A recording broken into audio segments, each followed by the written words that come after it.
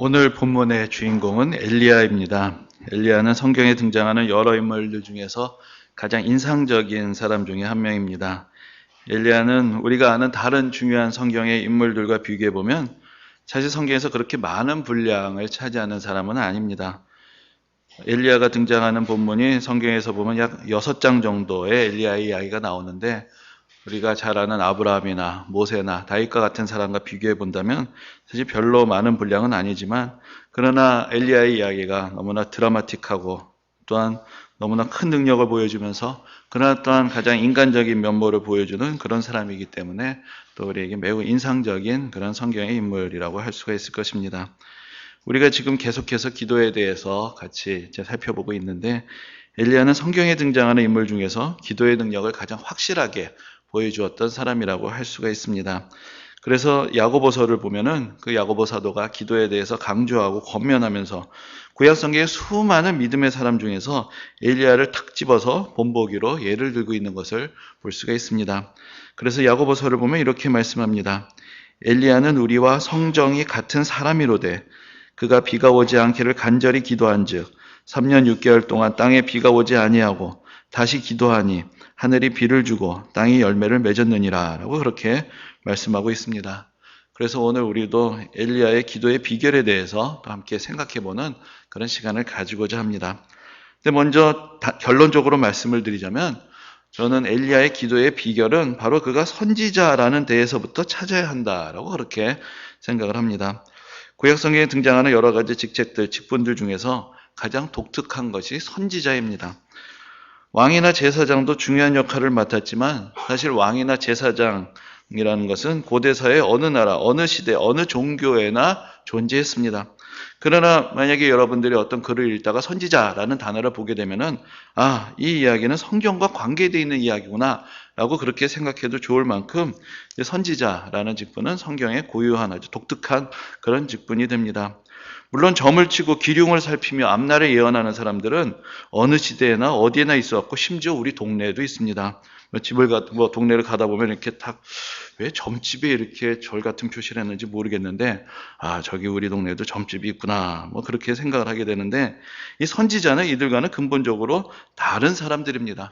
우리말로 선지자 혹은 예언자라고 하면은 다 앞날을 미리 안다, 앞날에 대해서 이야기를 전해주는 사람이다, 그런 뜻을 담고 있지만, 이 히브리어에서 선지자를 가리키는 말은 이와는 다른 의미를 가지고 있습니다. 히브리어에서 선지자를 나비라는 말로 표현을 하는데, 이것은 좀 풀어서 설명을 하자면 하나님의 영의 감동을 받아서 말하는 사람이라는 뜻을 가지고 있습니다.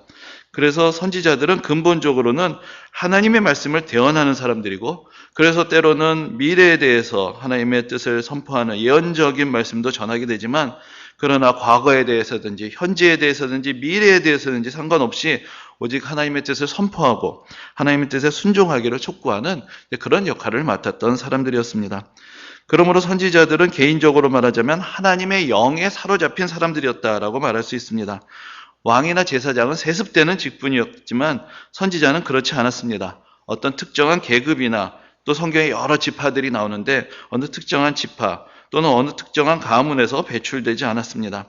그야말로 다양한 사람들이 하나님의 부르심을 받아 선지자가 되었습니다. 선지자가 되는 것은 오직 하나님이 그를 택하셨다라는 이유밖에는 없었습니다.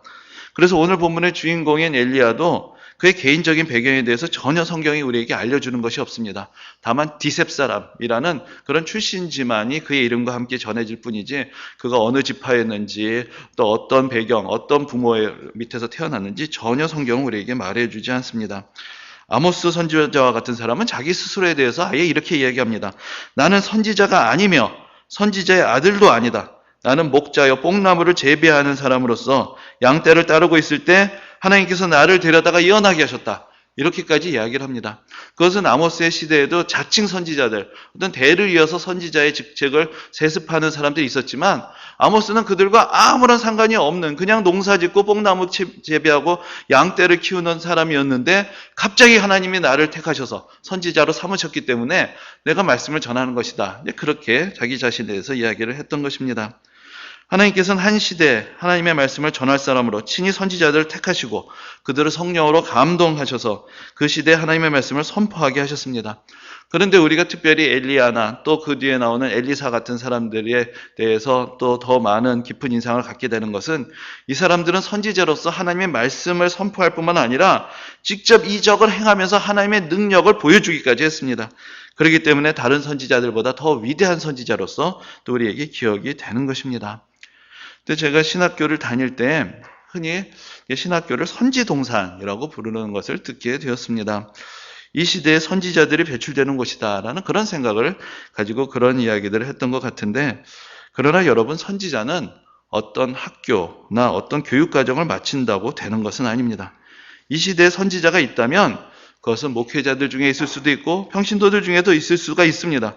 누구든지 하나님께서 부르시고 택하시는 사람이 선지자가 되는 것입니다.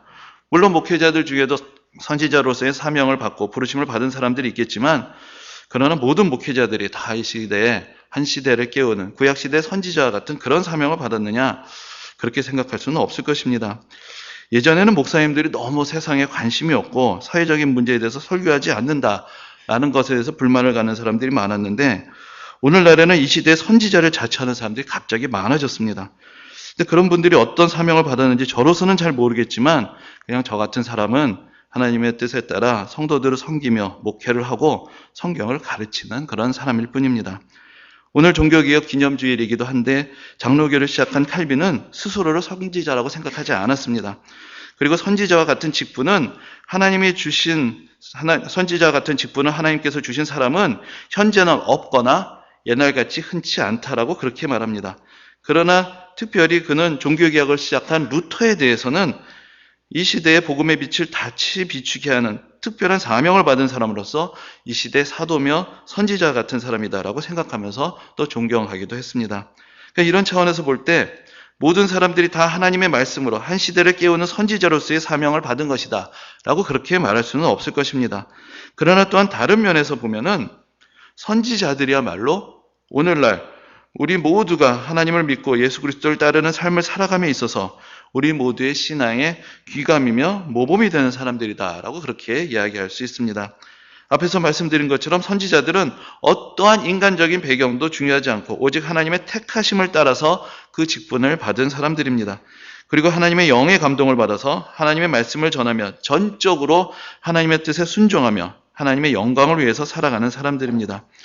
우리가 구약시대하고 신약시대를 가르며 구분할 수 있다면 그 가장 중요한 차이 중에 하나는 이제 하나님께서 모든 믿는 사람들에게 하나님의 영, 곧 성령을 부어주신다는 것입니다. 과거에는 어떤 특정한 사람들만이 하나님의 택함을 받고 하나님의 영의 감동을 받아서 하나님의 말씀을 전했다면은 우리가 사도행전에서 보는 오순절 성령 강림 사건 이후에는 모든 성도들에게 하나님께서 성령을 부어주시고 성령과 동행하는 삶을 살도록 인도해 주십니다. 비록 우리가 이 세상에서 여러 가지 다른 직업을 가지고 살아가고 여러 가지 다른 역할을 맡아서 살아가고 있지만 근본적으로 모든 그리스도인들은 하나님의 부르심을 받았고 하나님의 영의 인도하심을 받는 사람들이다라는 것을 우리 모두가 기억해야 합니다. 이때 구약 성경에 나오는 선지자들의 삶은 우리 신앙의 삶의 중요한 모범이 되는 것입니다. 엘리야가 위대한 기도의 사람이 되었던 비결을 그가 선지자였다는 것을 통해서 찾아야 한다라고 말씀드렸던 이유는 기도 응답의 비결이라는 것은 근본적으로 얼마나 나의 인생이 하나님의 영광을 위해서 헌신된 삶을 살아가고 있느냐와 직결이 되어 있기 때문입니다. 성경 속에서 엘리야의 기도는 놀라운 능력을 보여줍니다. 야고보서에서도 말씀하고 있듯이 비를 내리지 않게 하기도 하고 또 비를 내리게 하기도 합니다. 바알과 아세라를 섬기는 선지자들에 맞서서 놀라운 하나님의 권능을 나타내서 하늘에서 불이 내리게 하기도 하고 가난한 과부의 집에 먹을 것이 떨어지지 않게 하기도 하고 심지어 죽은 아들을 다시 살려내기까지 했습니다. 그러나 엘리야의 모든 기도는 전적으로 하나님의 영에 사로잡힌 사람으로서 하나님의 뜻을 이 세상에 이루기 위한 그의 사명 속에서 드려진 기도였습니다. 엘리야에게 자기 자신, 개인의 삶이란 것은 존재하지 않았습니다. 오직 하나님의 부르심, 명하심, 인도하심에 따르는 삶이었기에 그는 위대한 기도의 사람이 되었던 것입니다. 엘리야의 시대는 영적으로 매우 어두운 시대였습니다. 당시의 배경을 우리가 좀 더 살펴보자면은 당시의 이스라엘은 남과 북 두 나라로 갈려져 있을 때였습니다. 이 갈라진 두 나라 중에서 북쪽에 있는 나라를 성경에서는 그냥 이스라엘이라고 부르고 남쪽에 있는 나라를 그냥 유다라고 부릅니다. 그런데 이제 그렇게 되면은 분열 이전에 하나였던 나라, 또 혹은 성경에서 온 이스라엘 족속들을 다 함께 지칭해서 이스라엘이라고 부를 때 뭔가 좀 혼란이 있기 때문에 성경을 가르치고 해설할 때는 흔히 좀 구분을 해서 북쪽에 있는 나라는 북이스라엘, 남쪽에 있는 나라는 남유다 이렇게 지칭을 합니다. 또 오늘 본문에 들어있는 이 열왕기라는 책은 이 갈라진 두 나라의 역사를 우리에게 전해주는 책인데, 열왕기를 보면은 남유다가 북이스라엘 두 나라 중에서 그래도 남유다에는 하나님을 경외하는 왕들이 드문드문 나타났지만 북이스라엘에서는 하나님을 온전히 경외하는 왕이 한 명도 없었습니다. 그 중에서도 가장 악한 왕이라고 일컬어졌던 사람이 아합이었는데, 엘리야는 바로 북이스라엘에서 아합 왕 때에 사역했던 그런 선지자였습니다. 아합의 시대는 하지만 세상적으로 볼 때는 상당히 번영을 했던 그런 시대였습니다. 북이스라엘은 하나의 왕조가 계속 이어지지 않고 반란이 끊이지 않고 한 대, 두 대 만에 계속해서 왕조가 바뀌었는데, 이 아합의 아버지였던 오므리가 시작한 이 오므리 왕조는 4대나 지속이 되었기 때문에 그래서 상대적으로 다른 시대에 비해서는 정치적으로도 안정이 되었던 그런 시대였습니다. 그러나 그 시대에는 바알이라는 우상을 섬기는 것이 전 이스라엘에 퍼져 있었습니다. 사람들은 여호와 하나님에 대한 믿음을 저버리고 한 나라의 번영과 한 가정의 축복이 바알에 의해서 주어진다라고 믿으며 바알을 섬겼습니다. 엘리야는 하나님의 이름이 땅에 떨어진 시대에 하나님에 대한 믿음을 상실하고 하나님의 능력을 믿지 않으며 하나님께서 살아계신 것을 확실하지 못하고 하나님의 말씀을 기억하지 못하며 오직 이 세상에서 복을 받기 위해서 우상을 숭배하던 그 시대에 다시 하나님의 능력을 나타내며 하나님의 영광을 온 이스라엘을 위해 선포하고자 하는 사명을 가지고 살았던 위대한 하나님의 사람이었습니다. 그런데 엘리야의 시대에 비의 이야기를 하게 되는 것은 그 시대에 매우 중요한 문제가 비와 가뭄의 문제였기 때문입니다. 엘리야는 아합 왕의 시대에 갑자기 등장을 합니다. 그 이전에 엘리야의 삶이 어땠는지, 탄생하고 어떤 과정을 거쳤는지 우리는 전혀 알지 못하고 갑자기 그 성경에 등장을 해서는 앞으로 비가 내리지 않을 것이다 라고 그렇게 선언을 합니다. 엘리야가 하나님의 말씀에 따라 비가 내리지 않으려 할 것이라고 선언한 것은 그 당시 역사적으로 보면 매우 중요한 의미가 있습니다. 단적으로 말하자면 누가 비를 내리는가를 통해서 바알이 참된 신인가 아니면 여호와 하나님이 참된 신인가의 문제를 제기하는 것이기 때문입니다. 그 당시에 많은 사람들이 바알을 섬겼던 이유는 바알이 하늘을 주관하고 비를 내려서 풍요를 가져다주는 신이라고 믿었기 때문입니다. 그들은 과거에 그들의 조상들을 애굽에서 구원하시고 광야 생활 가운데 인도하시며 가나안 땅으로 이끌어 주셨던 여호와 하나님을 완전히 잊은 것은 아니었습니다. 그러나 그들이 생각하게 된 것은 가나안 땅에 들어왔다면 이제는 가나안의 신을 섬겨야 복을 받는다라는 그런 생각이었습니다. 바알을 섬겨야 바알이 비를 내려주고 그래야 농사가 잘 되고 축복을 받게 된다고 생각을 한 것입니다. 그래서 엘리야는 누가 진정으로 이 땅에 비를 내리며 누가 우리의 삶을 주관하는가 이것을 분명하게 깨닫게 하기 위해서 이제부터 이스라엘 백성들이 아무리 바알을 섬겨도 하나님께서 막으시면 이 땅에 비가 오지 않을 것이다 라고 그렇게 선언했던 것입니다. 하나님은 오늘날 우리의 삶에서도 때로는 동일하게 역사하십니다. 우리가 하나님의 은혜를 잊고 우리가 누리는 모든 것을 당연하게 생각하고 마치 우리가 그런 모든 것들을 누릴 만한 당연한 권리가 있느냐 생각하며 하나님이 아닌 다른 것들을 의지하게 될 때 하나님은 우리가 의지하던 모든 것들을 흔드시고 우리가 당연하게 누릴 수 있다고 생각하는 모든 것들을 거두어 가십니다. 그래서 우리도 모르게 섬겼던 이 세상의 권세들, 이 세상의 우상들을 버리고 진정으로 하나님의 은혜를 간절하게 의지하게 하시는 것입니다. 우리가 지난주에 아굴의 기도에서 보았던 것처럼 우리가 형통할 때에는 이 모든 것이 하나님의 은혜로 허락된 것임을 잊어버리고 마치 내가 잘나서 이 모든 것들을 누리게 된 것처럼 생각하고 또 이 세상에 힘 있는 사람들과 좋은 인간관계를 맺는 것, 그것이 내 인생의 버팀목인 양 생각을 하고 그래서 마치 하나님이 없이도 잘 살아갈 수 있을 것처럼 착각을 합니다.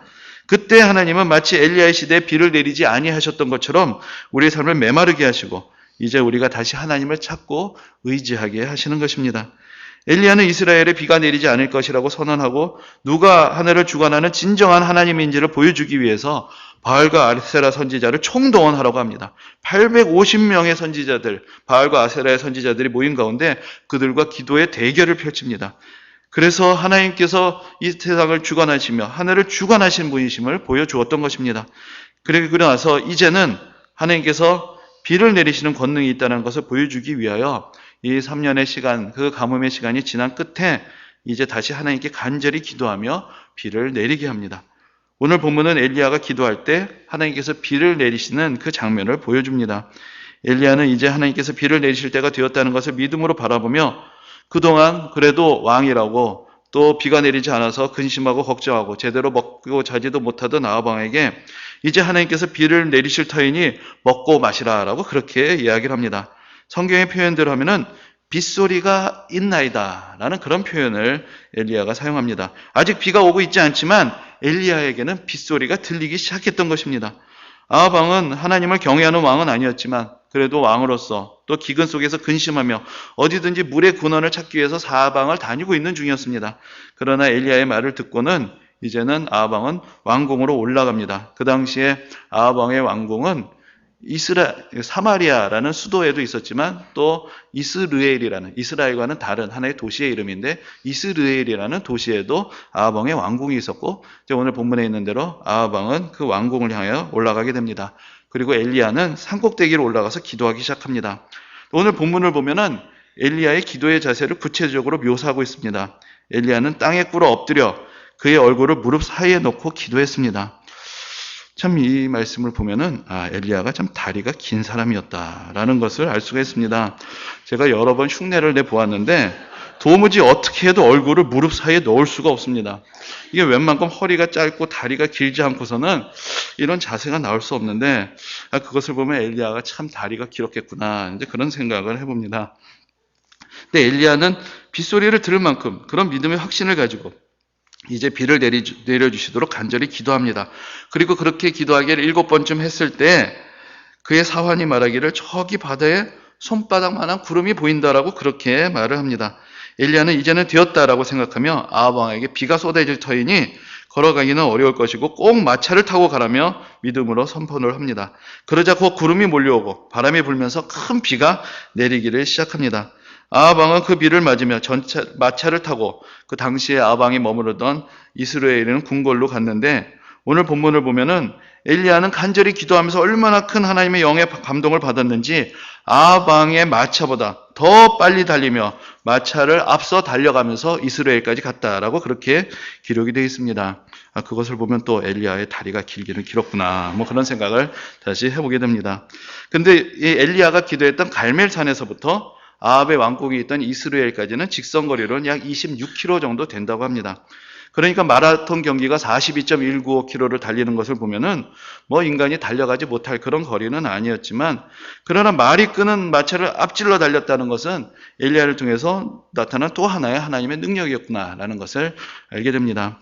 근데 여러분들은 정말 사람이 말보다 더 빨리 달릴 수 있다는 것에 대해서 얼마나 믿으실 수 있을지는 모르겠지만 저는 이 말씀을 읽을 때마다 생각나는 이야기가 있습니다. 그것은 예전에 제가 6.25 전쟁에 참전하셨던 어느 장군의 회고록을 읽은 적이 있는데 인천 상륙작전이 성공을 하고 전세가 반전이 되어서 이제 북진을 하게 되었는데 그때 미군은 트럭을 타고 평양까지 진군을 했고 한국군은 걸어서 진군을 했답니다. 누가 먼저 도착했느냐?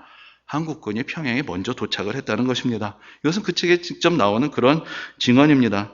상식적으로는 말이 되지 않죠. 사실 뭐 엘리야 이야기나 다를 바가 없을 것입니다. 말을 타고 가는 사람보다 앞서 달려갔다는 거나 트럭을 타고 가는 사람보다 더 빨리 걸어서 도착했다는 것이 상식적으로 좀 이해가 안 갈 수도 있지만 그러나 우리가 그 당시 군인들의 마음을 생각해보면 충분히 이해할 수 있지 않겠습니까? 이제는 통일이다. 그 열정을 가지고 이제 평양만 점령하면 전쟁이 끝나고 통일이 된다라는 그런 열망에 사로잡혔을 때 트럭을 탄 사람들보다 더 앞질러서 달려가는 그런 열정을 보여주었던 것입니다. 아합이라는 사람은 믿음이 없으니까 비가 올 테니까 마차를 가지고 타고 가라고 해도 그냥 민기적하면서 반신반의하면서 충돌발을 했을 것이고 또 아합 왕의 마차를 모는 사람은 또 빗속에서 마차를 모느라 여러 가지로 고생을 했을 것입니다. 그런데 엘리야는 7번의 기도를 통해서 큰 은혜를 받았을 뿐만 아니라 이제 온 이스라엘에 비가 내리면 해갈이 되는 것은 물론이고 하나님이 살아계시다는 증거가 온 백성에게 나타날 터인데 그것만 생각하면은 너무나 기쁘고 너무나 하나님의 영의 그 큰 능력에 사로잡히게 되어서 그는 이 말이 끄는 그 마차보다도 더 앞질러가는 그런 능력을 보여주게 되었던 것입니다. 근데 여러분 여기서 한번 생각해 봅시다. 하나님이 비를 내리시기로 작정하셨다면 엘리야의 기도가 없이도 비를 내리실 수 있으실 것입니다. 그러나 하나님은 엘리야가 간절히 7번 기도할 때까지 기다리셨습니다. 그리고 엘리야가 그렇게 간절히 기도한 후에도 겨우 손바닥만한 구름을 보여주셨습니다. 그러나 엘리야가 그 구름을 보고 실망하기는커녕 이제 곧 비가 올 것이다라는 확신을 가지고 믿음으로 아합에게 선포하자 그 작은 구름이 큰 비구름이 되었고 장대비가 내리게 된 것입니다. 기도에 대한 이야기를 하다 보면 자꾸만 하나님이 우리가 기도하지 않으셔도 다 하나님의 뜻대로 하실 텐데 뭐하러 기도하느냐? 그런 분들이 꼭 있습니다. 그런 분들에게 제가 드리고 싶은 말씀은 제발 성경을 읽으면서 기도하라 라고 그렇게 말씀을 드리고 싶습니다. 하나님은 혼자서 하나님의 능력을 자랑하는 분이 아니십니다. 하나님은 우리를 사랑하시고 우리가 믿음을 가지고 하나님을 의지하며 또 하나님과 동역하는 그런 놀라운 자리에 이르기를 원하시는 것입니다. 그래서 하나님께서는 우리가 기도할 때까지 기다리십니다. 우리의 기도를 통해서 역사하기를 원하시고 그렇게 하여 우리의 믿음을 도우시기 때문입니다. 하나님은 우리의 기도를 통해서 하나님의 선하신 뜻을 이루십니다. 그러므로 하나님의 뜻에 합당하게 드리는 기도를 하나님께서는 기뻐 받으시며 응답하시는 것입니다. 엘리야는 하나님께 온전히 붙들린 사람이었습니다. 엘리야의 시대는 결코 믿음을 가지기 쉬운 시대가 아니었습니다. 많은 사람들이 하나님을 믿지 않았고 하나님을 믿지 않는 것을 당연하게 생각을 했습니다. 하나님은 능력이 없고 하나님을 의지하는 것은 인생에 아무런 도움이 되지 않는다고 생각하며 참된 믿음을 떠났습니다. 그러나 엘리야는 그러한 시대이기에 오히려 더욱 간절하게 하나님의 능력이 나타나기를 소망했습니다. 불신의 시대에 믿음의 증거를 나타내는 삶을 살기를 원했고 어두운 시대이기에 어둠을 밝히는 등불과 같은 삶을 살기를 원했던 것입니다. 우리는 성경을 읽으면서 왜 성경에서는 기도하면 다 응답이 되고 하나님의 능력이 나타나는데 우리가 기도하면 하나님께서 역사하시지 않는가 의문을 갖게 될 때가 있습니다. 그래서 마치 그 시대에는 하나님께서 역사하셨지만 우리 시대에 이제 그런 역사가 일어나지 않는다라고 단념을 하고 기도에 소극적이 되고 큰 확신을 갖지 못하게 되는 경우들이 있습니다. 그러나 엘리야의 시대에도 영적으로 매우 어두웠던 시대입니다. 그 시대에 믿음의 확신을 가지고 기도했던 사람은 엘리야 외에는 없었습니다. 그러나 그 시대에도 엘리야가 믿음을 가지고 기도했을 때 하나님께서는 역사하셨던 것입니다. 우리 시대도 영적으로 어두운 시대이지만 그러나 우리 시대에도 하나님께서는 동일하게 살아서 역사하십니다. 다만 우리에게 엘리야와 같은 믿음이 없을 뿐입니다. 엘리야가 7번 간절히 기도한 것은 오직 이 땅에 하나님의 이름이 높임을 받으시기를 원했기 때문입니다. 사람들이 누가 진정으로 이 땅에 비를 내리는 분인지 깨닫고 이제는 우상을 버리고 하나님께로 돌아오기를 간절히 바라는 사람이었습니다. 그래서 하나님은 그의 기도를 통해서 역사하셨습니다. 그리고 그렇게 간절히 기도했는데도 당장 비가 내리기는커녕 저기 손바닥만한 작은 구름밖에 보이지 않아도 엘리야는 그것이 하나님의 응답이란 것을 믿고 믿음을 확신을 가지고 선포합니다. 바로 이런 사람들을 통해서 하나님께서 역사하시는 것입니다. 오늘은 종교개혁 기념주일이기도 합니다. 종교개혁이 일어난 지 502년이 지난 오늘날 이 땅에 여전히 많은 교회들이 있지만 정말로 이 땅의 교회들이 바알이 아닌 하나님만을 섬기는 교회들이라고 진정으로 자신 있게 말할 수 있을까요? 이 땅의 교회들이 점점 하나님에 대한 믿음을 잃어버리고 하나님이 아닌 다른 것을 의지하고 자랑하고 있지는 않습니까? 여러분들은 우리 교회에 대해서 생각할 때 무엇을 자랑하고 무엇을 부끄러워하십니까?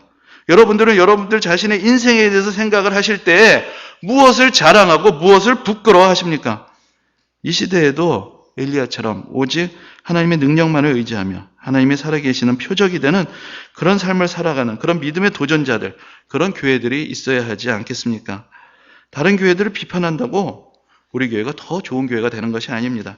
다른 사람들의 신앙을 비난한다고 내가 더 바른 신앙을 갖게 되는 것도 아닙니다. 남들이 어떻든 다른 교회가 어떻든지 간에 그것은 별로 중요한 것이 아닙니다. 지금도 엘리야와 같은 믿음이 필요하고 그런 교회가 필요합니다. 아니 그 어느 때보다도 간절히 그런 믿음이 필요한 그런 시대입니다.